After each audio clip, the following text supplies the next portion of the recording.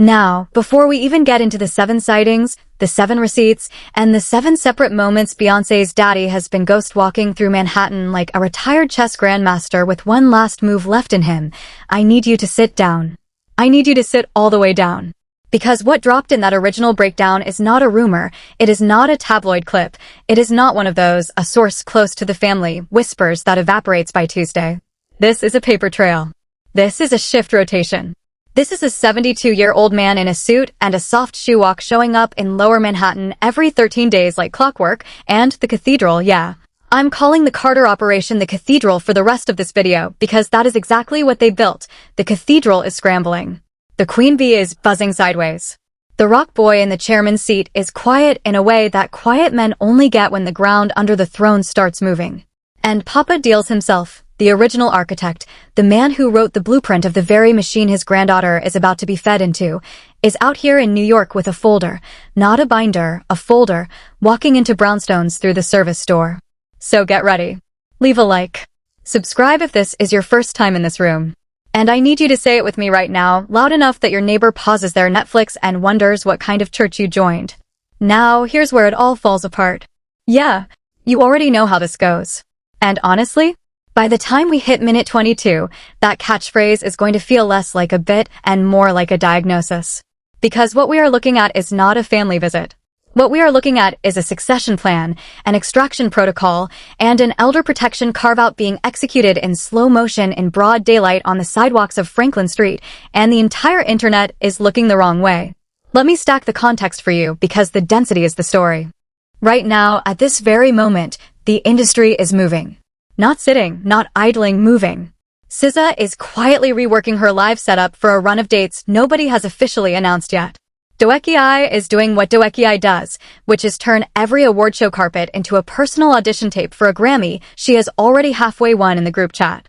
Kendrick is Kendrick, which means somewhere in Los Angeles a man is meditating on a beat that will end somebody's decade.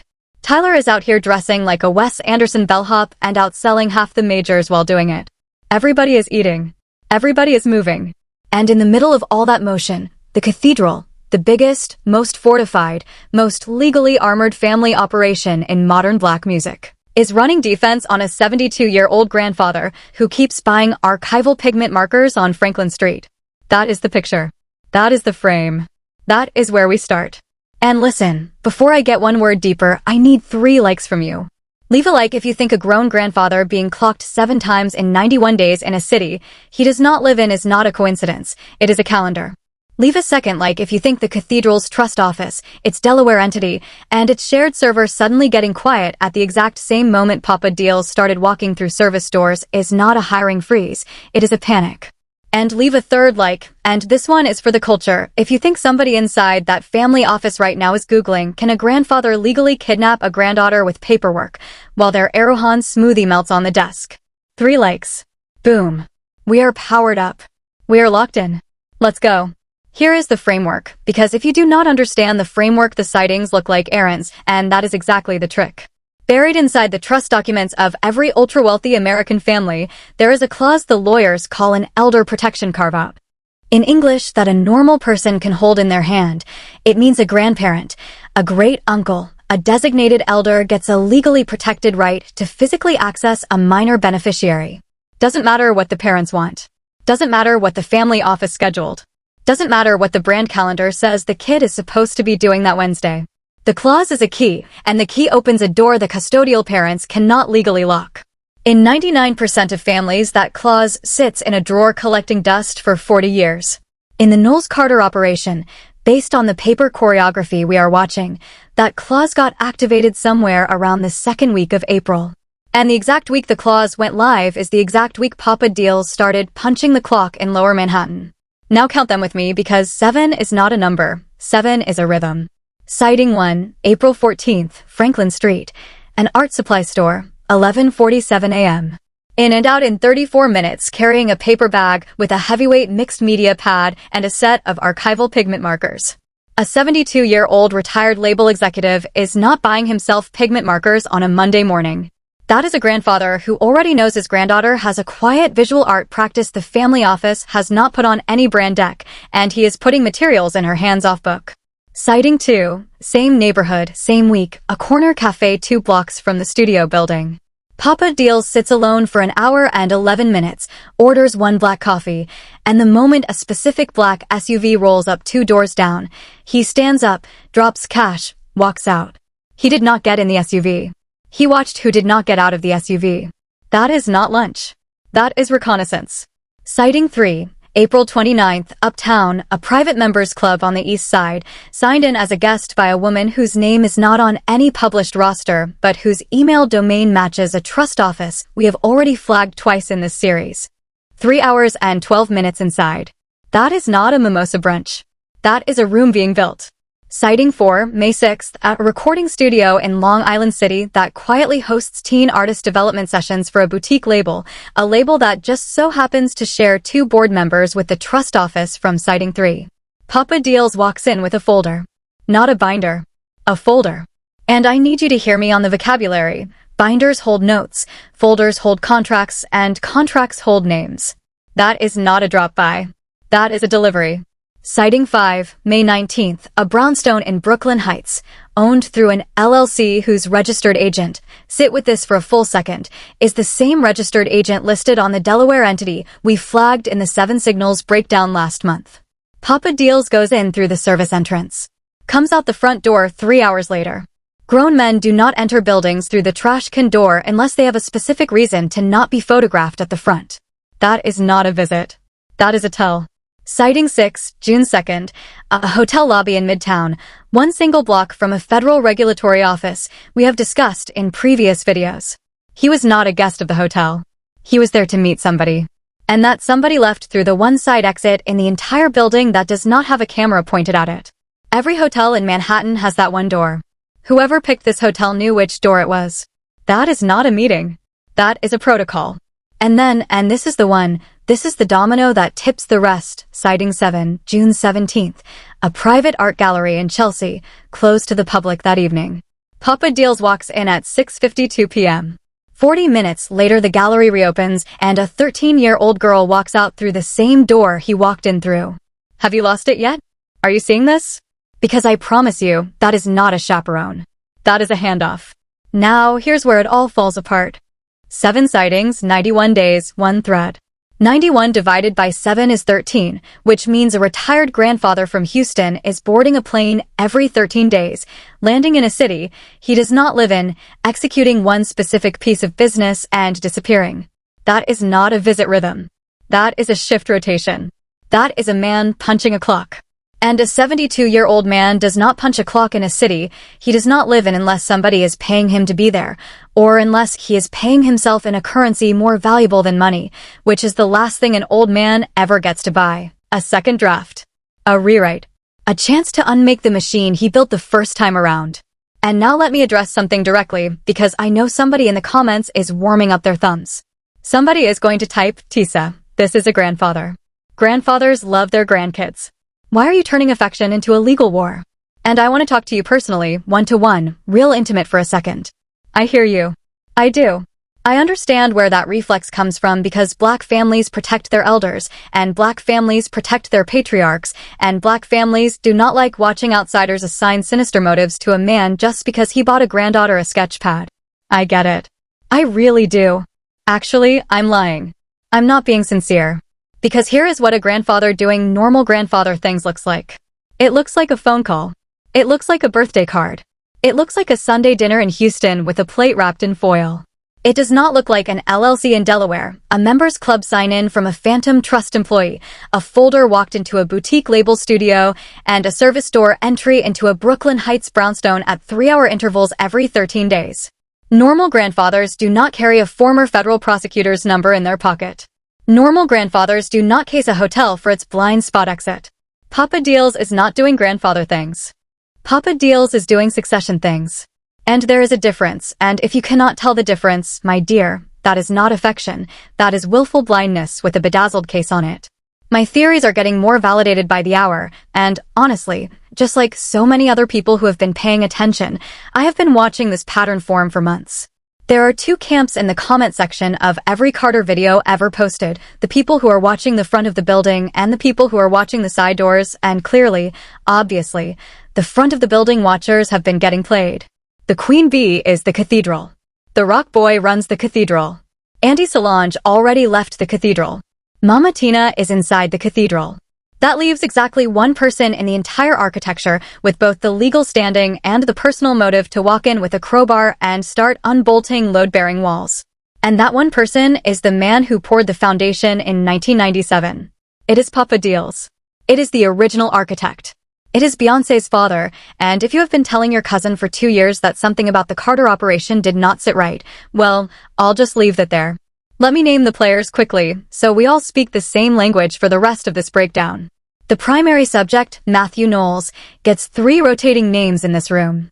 He is Papa Deals when we are talking about the man in motion. He is the original architect when we are talking about the man who built the blueprint. And he is Houston's ghost when he is doing this floating, unphotographable service door thing he has been doing for 91 days. His daughter, the Queen Bee, is also the cathedral itself. One person, one institution, one silhouette. Her husband, the rock boy, is also the chairman, because that is the office he is protecting more than the marriage. The granddaughter at the center of all this is Little Ivy, and I want you to notice how carefully I am saying that name because Little Ivy is the beneficiary, the asset, the artist in waiting. And the reason a 72-year-old man is buying pigment markers in a city he does not live in. The associates orbiting this, the trust officers, the label liaisons, the LLC agents, the members club sign-in ghosts, I'm calling them the ledger keepers, the Rolodex writers, and the Delaware doorknobs. And every single one of them has been busier in the last 91 days than they have been in the last 9 years. From the business side, here is what actually makes this scary for the cathedral, and I need you to lock in for this stretch, because this is where it stops being celebrity gossip and starts being an industry case study. The Carter operation is not just a marriage, and it is not just a discography. It is a network of holding companies, trust vehicles, licensing entities, brand partnerships, and cross-collateralized deals stitched together across 3 parent companies and at least 2 international jurisdictions. Parkwood is one leg of the stool. Rock Nation is another leg. Then there is the private wealth architecture, the trusts, the LLCs, the Delaware shells, the family office, and that is the third leg. And the third leg is the leg that actually holds the weight. Everything visible in the culture, the tour grosses, the fashion houses, the whiskey brand, the champagne, the streaming catalog moves, every one of those visible pieces sinks its roots down into that third leg. And in the family office structure, a grandparent with an activated elder protection carve-out is not a nuisance. A grandparent with an activated carve-out is a cosigner whose signature carries structural weight on any decision involving a minor beneficiary's public career. In terms of the label system, that means Papa Deals can, at least in theory, delay, complicate, or force disclosure on any contract the cathedral tries to route through Little Ivy before she turns 18. That is not a slap on the wrist. That is a hand on the wheel. And here is what makes it worse for the chairman and the Queen Bee. The original architect wrote the manual. He knows exactly which lever gets pulled at which stage, because he pulled every single one of them on his own daughter 3 decades ago. The additions. The management transfers, the publishing splits, the image control, the touring cadence, the brand extensions. He knows where every trapdoor in the machine is because he installed the trapdoors. And the internet is not fully clocking what a rare, terrifying, once-in-a-generation position that puts him in. Because the cathedral cannot outmaneuver the man who drew the map, and the cathedral cannot publicly fight the man who is her father, and the cathedral cannot simply lock the doors he holds keys to. Because the keys are printed on trust paperwork sitting in a Delaware filing cabinet that his lawyers helped write in the first place. Now, here's where it all falls apart. Because the cathedral has exactly one play, and the play is silence. The play is calendar migration. The play is moving Little Ivy's rehearsal schedule off a shared server onto a private one, which, surprise, surprise, is exactly what quietly happened 2 weeks before this breakdown even hit the timeline. And I want you to catch that timing, because that is not the move of a family that is confused. That is the move of a family that already knows what is coming and is preparing the legal terrain for the fight they are trying not to have. Let me walk you through what the internet thinks is going to happen next, because there are 3 theories in the group chat, and all 3 of them are worth respecting. Theory 1. The softest reveal, a quiet paragraph drops on the website of a foundation, a residency, a mentorship program, some entity nobody has connected to the Carter Cathedral, announcing that little Ivy has been named a fellow or a mentee. The paragraph will not mention mama or daddy. The paragraph will mention a mentor, and that mentor's name will be somebody the audience does not immediately connect to Houston. That is the smallest fingerprint. That is the version where Papa deals wins so gently the cathedral barely feels the deed shift under its feet. Honestly, if they pull it off that clean, I would have to give the original architect some credit, because that is a chess move, not a checkers move. Theory 2. The medium reveal a photograph. Accidentally on purpose. Little Ivy and her grandfather at a university event, a conservatory tour, a gallery opening for an artist neither of them has any public reason to know. The photo will not be denied. The photo will not be confirmed. The photo will simply exist, just long enough for the timeline to do the argument the cathedral does not want to have on its own PR letterhead. That is the medium play. That is the internet doing the cathedral's PR crisis for them, for free, because we love a mystery more than we love our own peace. Theory 3, and this is the theory the chairman is spending real money to keep buried, a document. A public trust update. A court-adjacent notice. A short, dry, lawyer-drafted filing where Mathew Knowles' name appears as a co-trustee, a guardian ad litem, or a formal advisor on a specific trust vehicle whose named beneficiary is a 13-year-old girl. That is the hard reveal. That is the reveal that legally reroutes decision-making authority. That is the door the cathedral is trying to weld shut.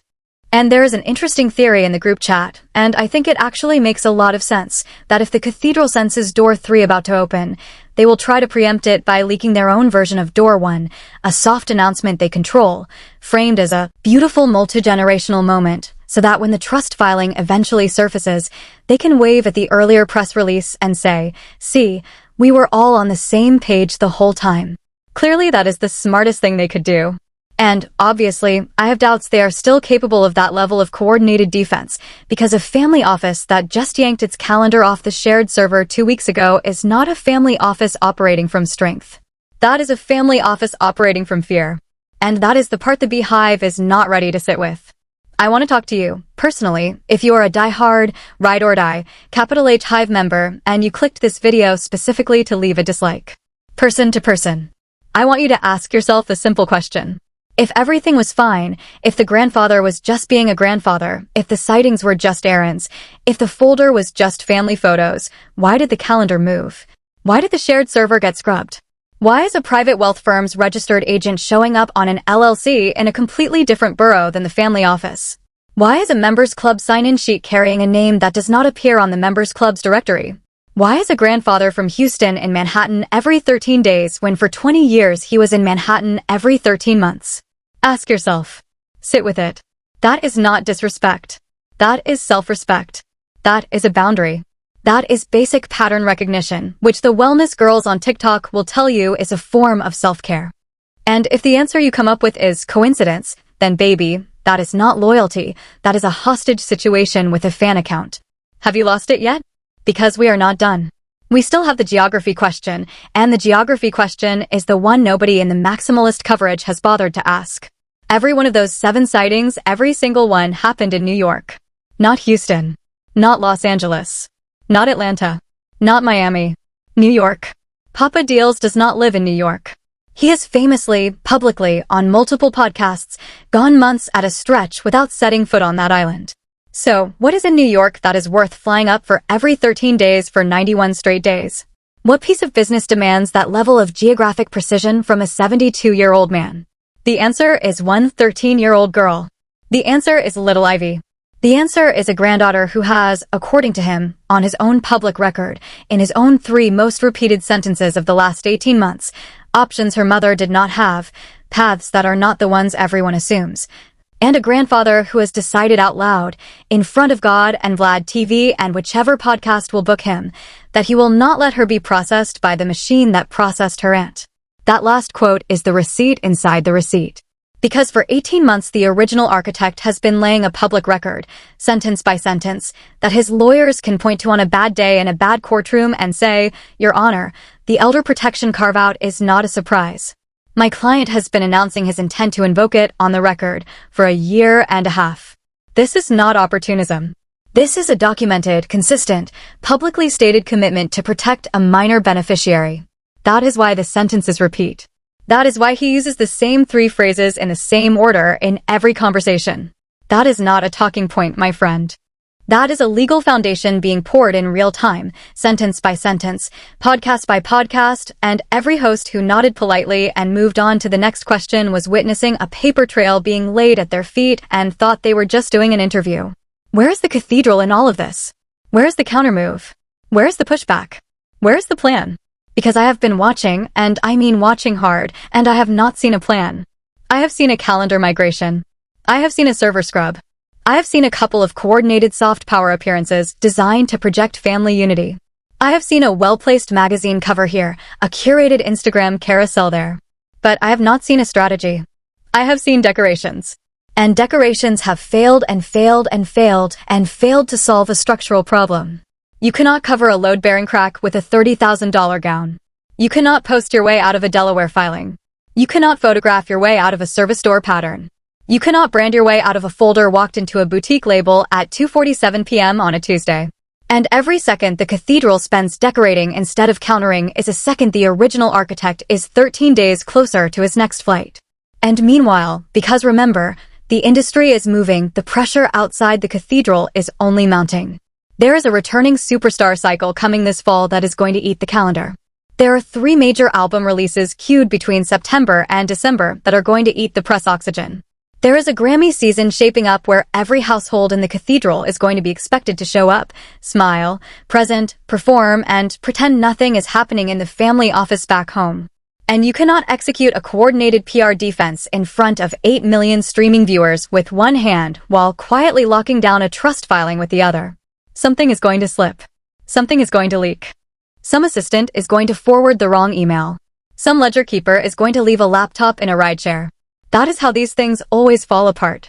Not with a headline. With a post-it note nobody meant to lose. Now, here's where it all falls apart. Because when door 1, door 2, or door 3 finally opens, and one of them absolutely will, and I would bet a full month of AdSense on it, the cathedral is going to have to answer a question it has spent 20 years making sure it would never have to answer. The question is, who decides what happens to little Ivy? For 13 years, the answer has been the queen bee and the chairman. For the last 91 days, the answer has quietly, legally, procedurally, one folder at a time, become the original architect. And the cathedral cannot publicly deny a grandfather access to his granddaughter without lighting a public relations fire that the fashion houses, the perfume deals, the streaming exclusives, and the tour sponsors will absolutely not survive. Which means the cathedral has to lose quietly, or the cathedral has to lose loudly, and either way, the cathedral is losing. That is not my opinion. That is arithmetic. And I want to be crystal clear before I let you out of this room. I am not here to tell you Mathew Knowles is a hero. I am not here to tell you he is a villain. This is not a story about the man's morality. This is a commentary on what the internet is watching, what the paper trail is showing, what the perception is becoming, and what the numbers are saying when you actually bother to count them. The maximalist coverage on this family has spent 20 years watching the front of the building. Somebody had to walk around back and count the service door entries. That is all I did. I counted. And once you count, you cannot uncount. Once you see the rhythm, you cannot unsee the rhythm. Once you notice that a 72-year-old grandfather from Houston has been in Lower Manhattan every 13 days for 91 days carrying folders into buildings owned by LLCs whose registered agents match a Delaware filing that shares board members with a boutique label that quietly develops teen artists on the same street where his granddaughter has a studio session, you are done. There is no unringing that bell. There is no talking yourself out of that pattern. The math has left the group chat and moved into the courtroom. So here is what I need you to do. Set a reminder on your phone. 6 weeks from today, come back to this room. Because when door 1 opens with a whisper, or door 2 opens with a photograph, or door 3 opens with a filing, I want you back in the seat so we can walk through which door it was, in what order the paper landed, what the cathedral did in the 48 hours before it hit, and which ledger keeper caught the fall. Drop a comment right now. Tell me which door you think opens first. Door 1, door 2, or door 3. And tell me why.